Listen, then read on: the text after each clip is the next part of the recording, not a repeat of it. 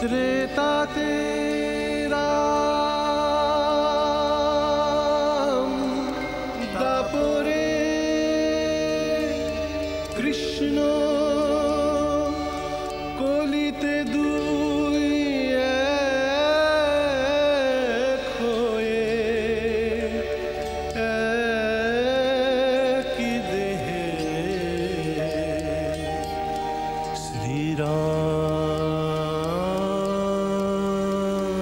কৃষ্ণ, শ্রীরাম কৃষ্ণ,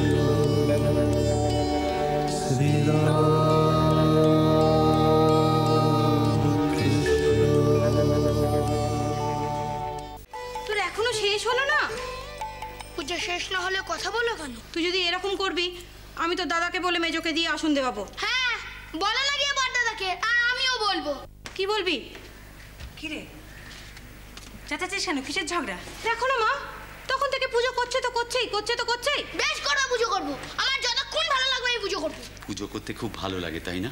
হ্যাঁ গো বড় দাদা, মনটা কোথায় ভাসতে থাকে, ওই উঁচুতে, যেন মনে হয় চিলের টানায় ভর করে আছি। এমন এক এক সময় মনে হয় সারা দিন রাত যদি ওভাবে থাকা যেত। কোথায়? যেন এক অনন্ত দেশ, যার কোনো শেষ নেই, কোনো শুরু নেই। নদ নদী পাহাড় পর্বত কিচ্ছু নেই। ধর্ম কথার অর্থ প্রচলিত আচার মেনে চলা। যেমন জলের ধর্ম জল গড়িয়ে যাবে, আগুনের ধর্ম যেমন আগুন সব কিছুকে পুড়িয়ে দেবে, বাতাসের ধর্ম যেমন বাতাস ছড়িয়ে যাবে, তেমনি মানুষের ধর্ম মানুষ মিলেমিশে থাকবে।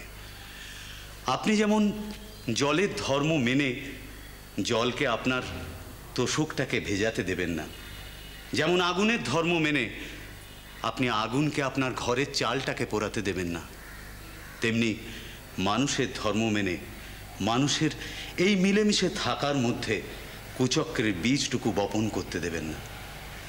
বেশ তো দিন না শিবপালা, আপনি যে এই কাজটা করছেন তাতে গ্রামের মানুষ একটু আপনার খরচে আনন্দ উপভোগ করবে, তো করুক না। উফ, বাঁচালে বাবা রামকুমার, আমি নিশ্চিন্ত হলাম। যাই, অধিকারী মশাইকে পাকা কথাটা বলে দিই। আমি আসছি। আসুন সীতানাথবাবু।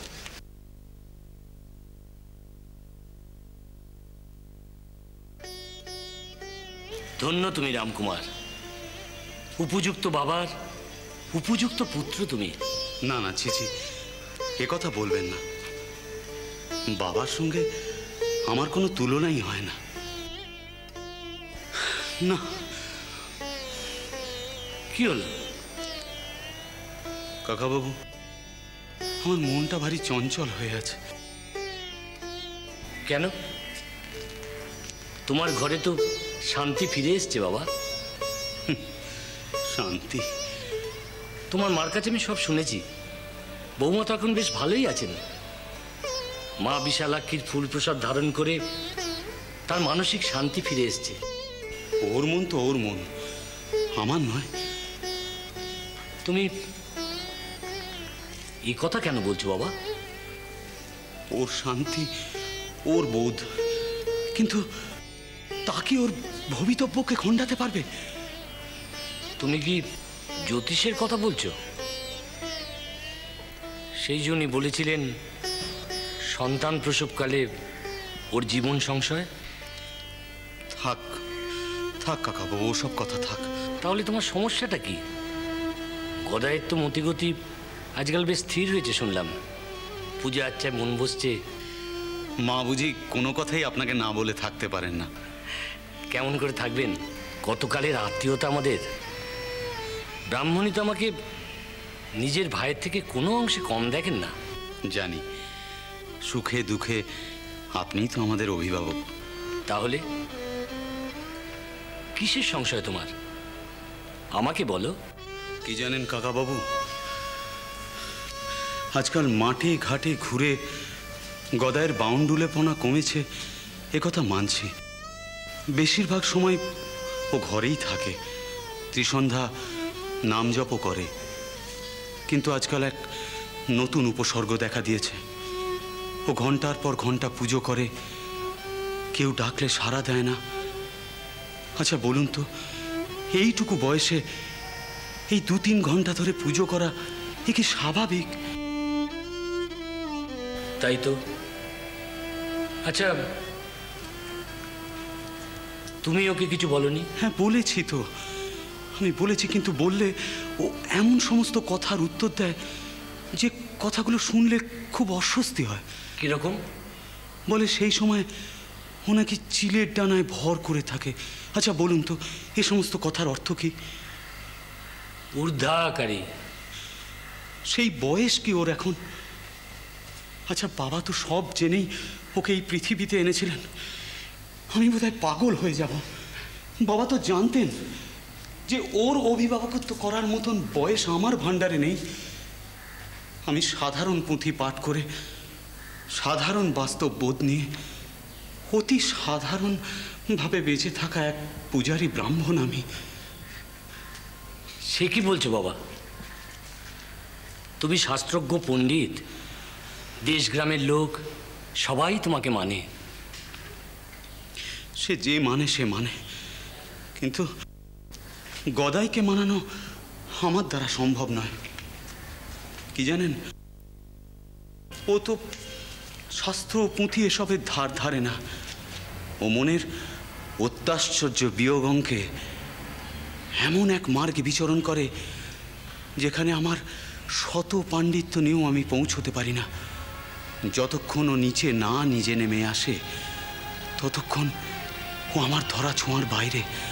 আচ্ছা আচ্ছা কাকাবাবু, আপনার সঙ্গে বাবার তো অনেক কথা আলোচনা হতো। বাবা কি আপনাকে কখনো বলেছে যে ও অবতার?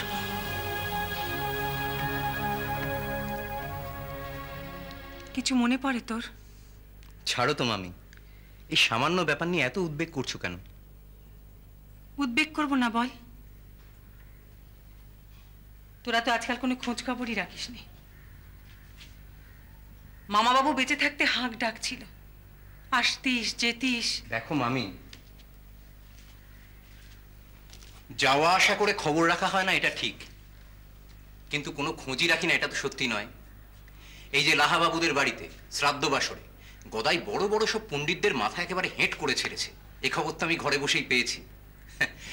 এ কি আমাদের কম গর্বের কথা? যে কথা জিজ্ঞাসা করেছি আগে উত্তর দে।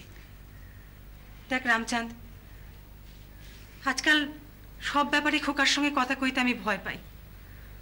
ওরও মন মেজাজ ঠিক থাকে না প্রায়, তাই তোকে খবর দিয়ে ডেকে এনেছি।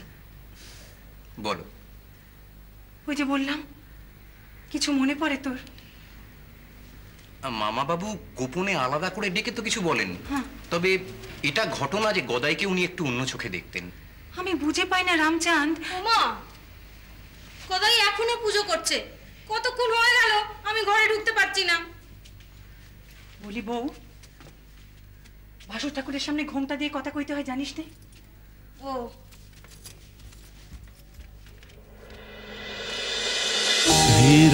শ্রীরাম কৃষ্ণ